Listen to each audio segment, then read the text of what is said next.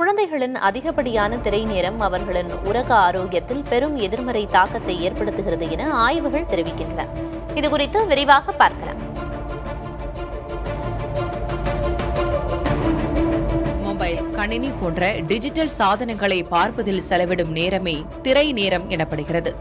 அதிகப்படியான திரை நேரமே குழந்தைகளின் தூக்கமின்மை மற்றும் தூக்க குறைபாடுகளுக்கான முக்கிய காரணியாக உள்ளது.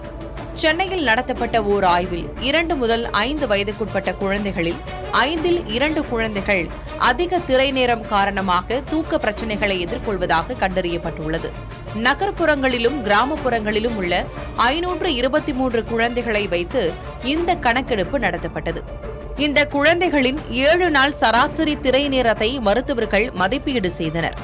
இவர்களில் 39 விழுக்காட்டினருக்கு ஏதேனும் ஒரு உறக்கம் சார்ந்த பிரச்சனை இருந்துள்ளது.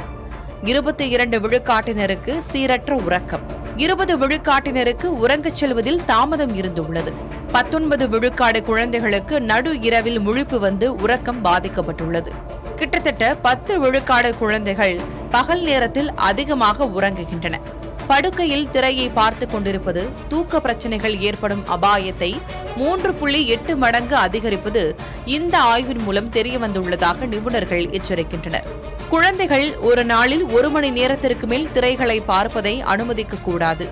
உறங்கச் செல்வதற்கு குறைந்தது 1 மணி நேரத்திற்கு முன் தொலைக்காட்சி மற்றும் அனைத்து டிஜிட்டல் சாதனங்களையும் அணைத்துவிட வேண்டும். படுக்கை அறையில் டிவி, மொபைல் போன் போன்ற சாதனங்கள் இருப்பதை தவிர்க்க வேண்டும் என மருத்துவர்கள் வலியுறுத்துகின்றனர்.